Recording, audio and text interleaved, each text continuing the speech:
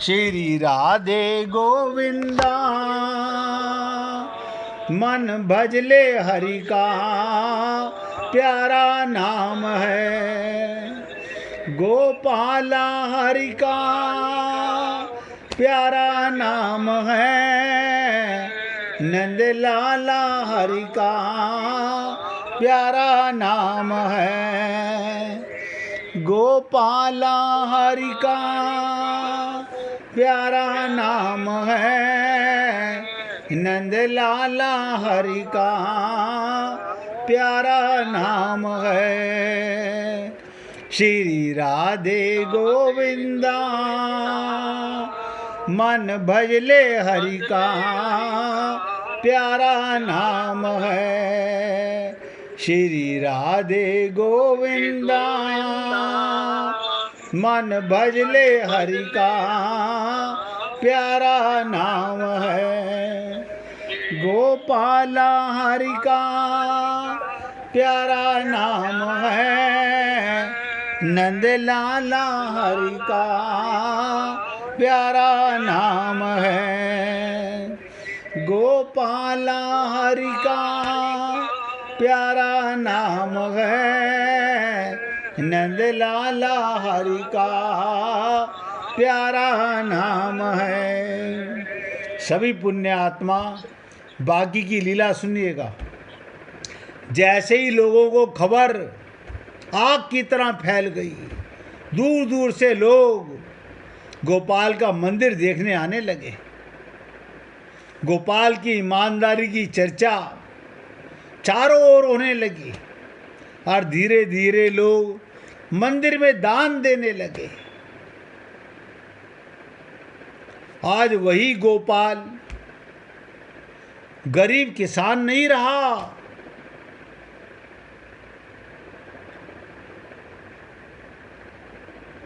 उसके पास खुद का अच्छा मकान, खेत, बैल, लेकिन सबसे बड़ी बात उसके मन में शांति और गांव वालों का सम्मान है। क्या शांति है? अभी भाई जी ने पूछा था कि यज्ञ का शेष क्या होता है। यज्ञ का शेष क्या होता है?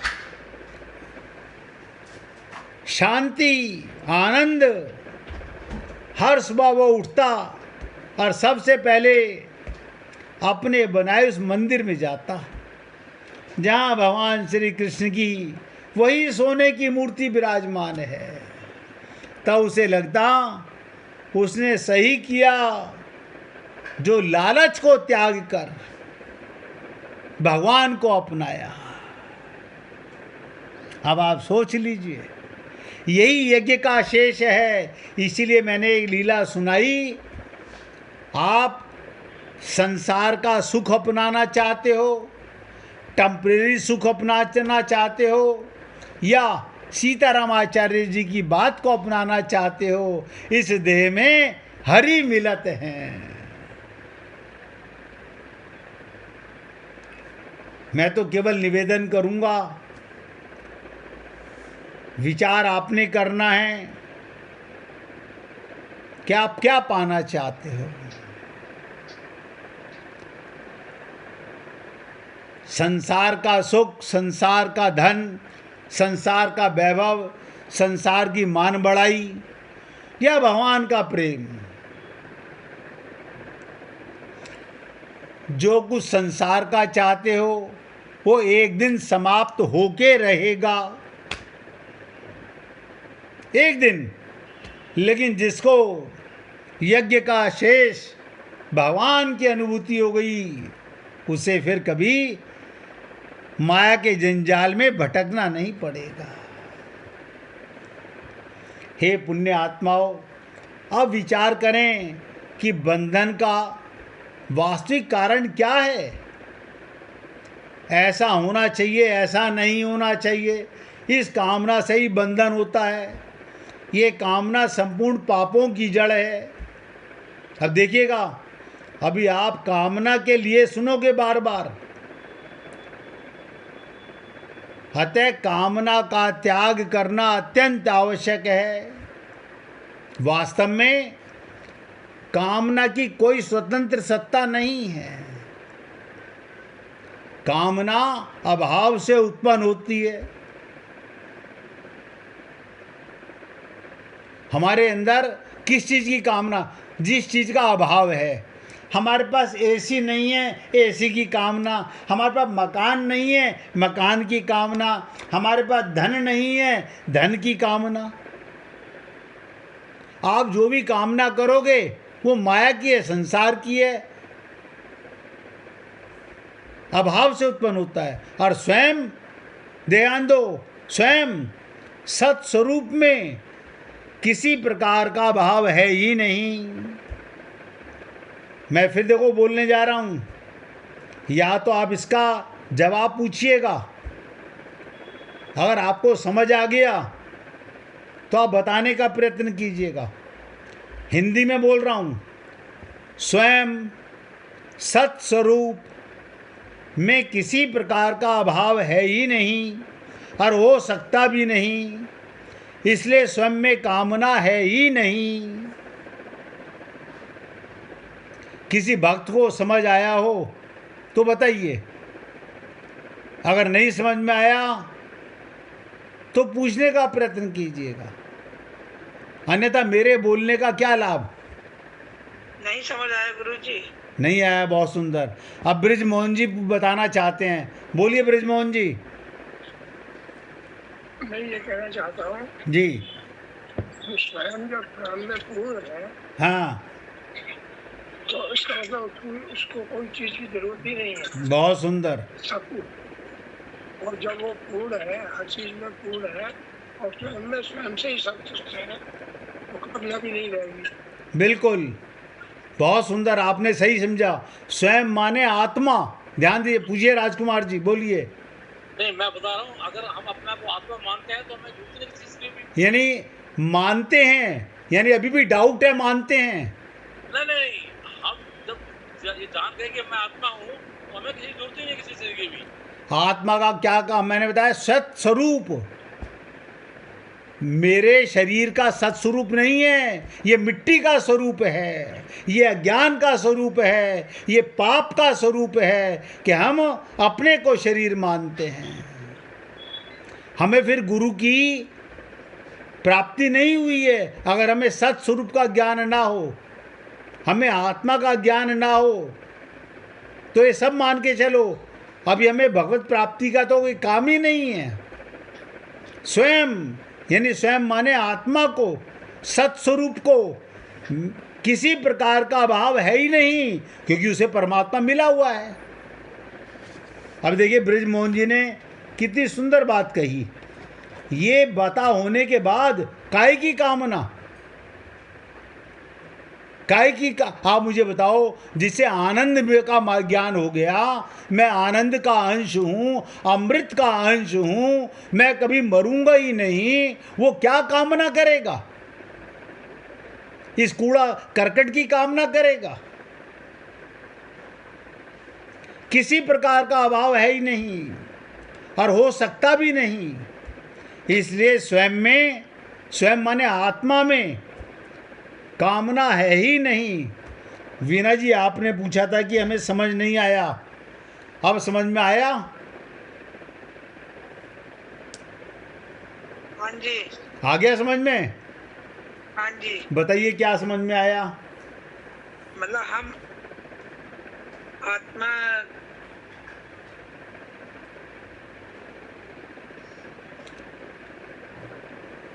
बताइए बताइए, अपने शब्दों में बताइए, कोई बात नहीं, मेरे शब्दों में नहीं, अपने शब्दों में बताइए। मतलब इस अपने अंतरात्मा से ही मतलब पता होना चाहिए कि हम आत्मा है। हाँ। और शरीर नहीं है। हाँ,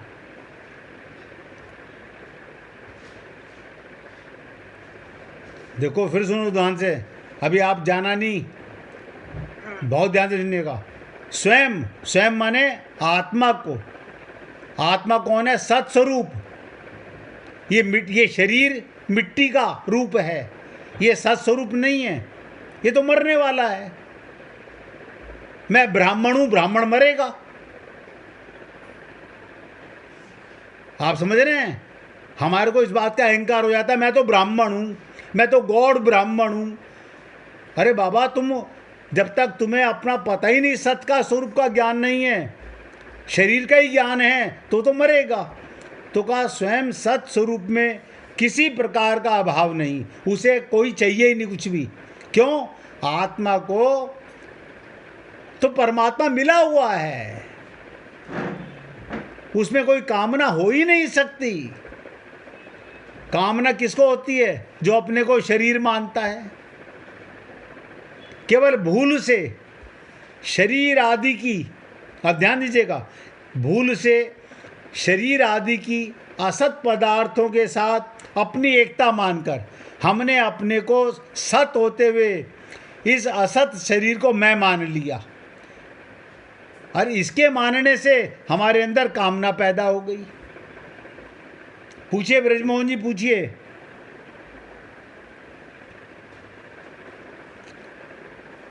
पूछिए भगवान, कहाँ गए आप? ब्रजमोहन जी, आप कुछ पूछ रहे थे? आवाज आ रही है? हाँ आ रही है, बोलिए बोलिए। जब हम मन में आत्मा है तो फिर मन कौन करता है? मन करता है। क्या करता है? मन कर्म करता है। बिल्कुल। आपका ये सूक्ष्म शरीर जो मन, देखो तीनों शरीर कर्म करते हैं। स्थूल शरीर भी कर्म करता है, सूक्ष्म शरीर भी कर्म करता है, और कारण शरीर भी कर्म करता है। आत्मा कोई कर्म नहीं करती। कारण शरीर कैसे काम करता है थोड़ा बताइए। किसका, कौन सा बोलिए? सूक्ष्म शरीर? कारण शरीर। हाँ बता देता हूँ। अहंकार कहाँ पर आता है हमारे अंदर? कारण शरीर में। अब मैंने, ये मेरा है, ये अहंकार कौन कर्म कर रहा है? कारण शरीर बन गया। कारण शरीर के अंदर ये अहंकार आ गया ना, नहीं नहीं ये मकान नहीं गिरेगा, ये मेरा मकान है। बच्चे कह रहे हैं इस मकान को तोड़ दो, नया बनाएंगे। बाप कह रहा है नहीं, ये कारण शरीर बोल रहा है, अंदर से अहंकार बोल रहा है उसका। वो भी सुनिएगा। सूक्ष्म शरीर, मन में विचार आते हैं, अच्छे बुरे, डिसीजन लेने वाली बुद्धि होती है, कौन से विचार को माने और कौन से विचार को ना माने। ये सब सूक्ष्म शरीर का काम है। और कारण शरीर जहां अपनापन पक्का हो, ये मेरा बेटा, ये अहंकार हो गया, ये गया अंदर अहंकार में, कारण शरीर में गया। हमारा वापस संसार में आने का कारण क्या? हमारा अहंकार शरीर, कारण शरीर बिगड़ा हुआ है, उसमें अहम है, अज्ञान है, भ्रम पैदा हो गया।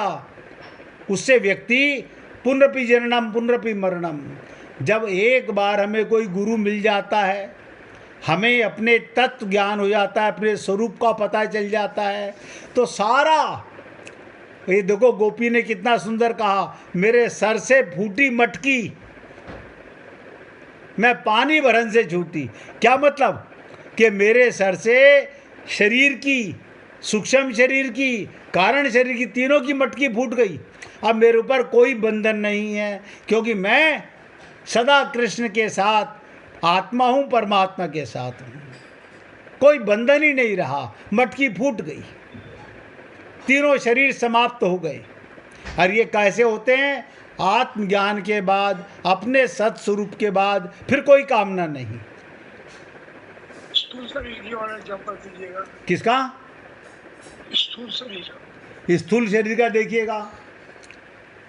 मैं हाथ से कर्म करता हूं, जैसे हम बोलते हैं मैंने अपने हाथ से मारा, हाथ मारने वाला नहीं है, मन ने हाथ को हुक्म दिया था। लेकिन हम अपने स्थूल शरीर को मैं करते हैं। हम जब आईने में देखते हैं इस शरीर को, मैं बोलते हैं, जबकि ये शरीर नहीं है। हम इसको देख करके अहंकार करते हैं, ये मेरा शरीर है।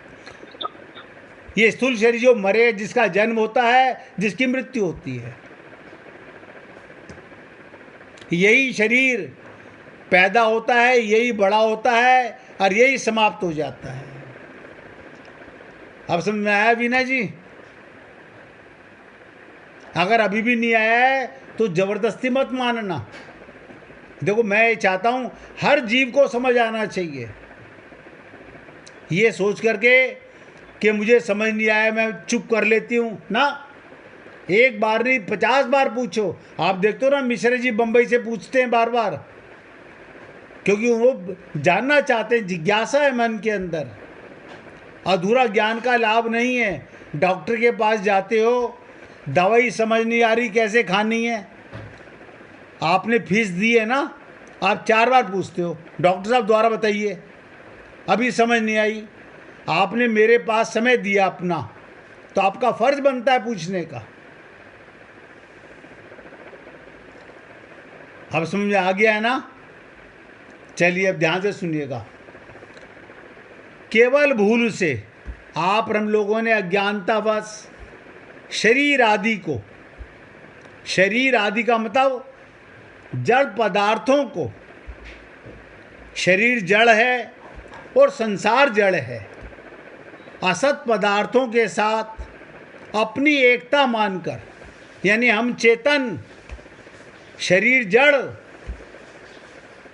संसार जड़, इनके साथ अपनी एकता। अब आप बताइए, चेतन की अचेतन से कैसे एकता होगी? जड़ मिटने वाला और आप कभी नहीं मिटने वाले। हमने इनके साथ अपना एकता मानकर मनुष्य असत पदार्थों के अभाव से अपने में अभाव मानने लगता है और उस अभाव की पूर्ति के लिए असत पदार्थों की कामना करने लगता है। आज आप पर मैं अपनी बता रहा हूँ, मेरे मन में भी जब तक ये ज्ञान नहीं था, जब तक गुरु की प्राप्ति नहीं थी, मेरी खोपड़ी में भी ये अज्ञान भरा हुआ था, ये मिल जाए, ये मिल जाए, ये मिल जाए। अब जब आत्मा का पता चला, परमात्मा की अनुभूति होने लगी, तो कौन किसका मिल जाए, सब टेम्परेरी है। जैसे रात का सपना, ऐसे दिन का सपना।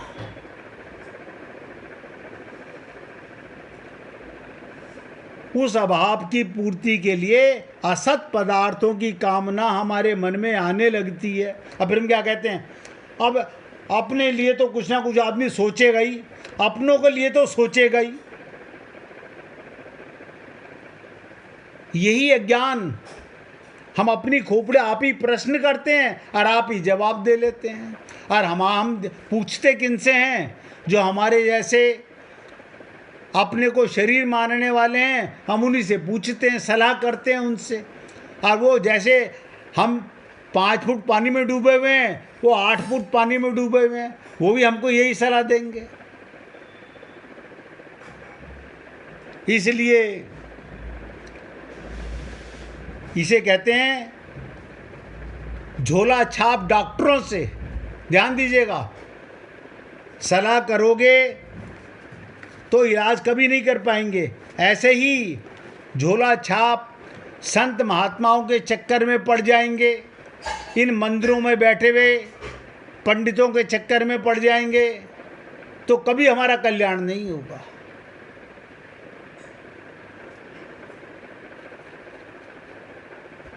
अब वो आगे ध्यान से सुनिएगा। साधक को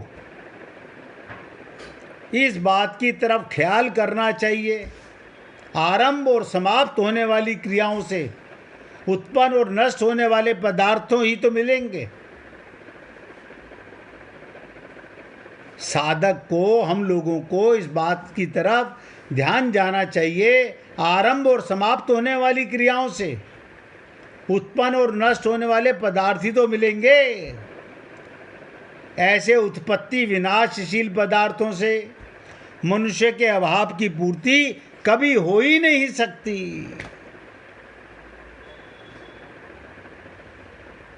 कभी अभाव की पूर्ति नहीं हो सकती। जब इन पदार्थों से अभाव की पूर्ति होने का प्रश्न ही नहीं, तो फिर इन पदार्थों की कामना करना भी भूल ही है। ऐसा ठीक ठीक विचार करने से कामना की निवृत्ति सहज हो सकती है। देखिए, मुझे खाली आपको केवल शब्द सुना के चले जाना हो, वो तो आप खुद भी पढ़ सकते हो। हिंदी में लिखे हुए ग्रंथ को ला करके आप स्वयं भी बाँच सकते हो, लेकिन बाँचोगे कैसे? अपने मन बुद्धि से। पूछे ब्रिजमोहन जी। समझ में नहीं आई हैं जी? क्रिया समझ में नहीं आया कि जैसे क्रिया स्टार्ट हुई और क्रिया समाप्त हुई तो फिर जो मिलेगा वो सांसारिक फल मिलेगा। मैं वही बोल रहा हूँ। हाँ, बिल्कुल बिल्कुल बिल्कुल। लेकिन अगर जैसे हमने कर्म योग किया, हाँ वो भी तो स्टार्ट होगा और एंड होगा।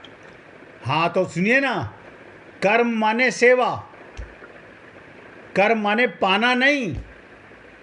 हमने कहा जो भी कुछ सेवा है वो संसार की है, और योग भगवान अपने लिए है। योग माने संतोष, परमात्मा की अनुभूति। मैंने, हे प्रभु, ये मुझे आत्मज्ञान गुरु ने करा दिया, अब मैं जो भी कर्म करता हूँ केवल सेवा मान के करता हूँ, जिसका शुरुआत भी होती है, अंत भी होती है, लेकिन अंत में मुझे आपके आनंद की प्राप्ति होती है। प्रत्येक कर्म को करने के बाद मुझे उसके लाभ से मतलब नहीं। क्यों? आनंद मध्य सिंधु तब वासा। मैं तो परमात्मा आपकी गोदी में रहता हूँ। जैसे अर्जुन कहता है मैं युद्ध नहीं करूँगा, भगवान कहते हैं तू युद्ध करने वाला नहीं, तुझे केवल निमित्त बना रहा हूँ। समझे ब्रिजमोहन जी? नहीं आई समझ। हाँ, दोबारा पूछिए, कोई बात नहीं, देखिएगा बताता हूँ। 1 मिनट पहले कीर्तन कर लेते हैं, फिर चर्चा करेंगे।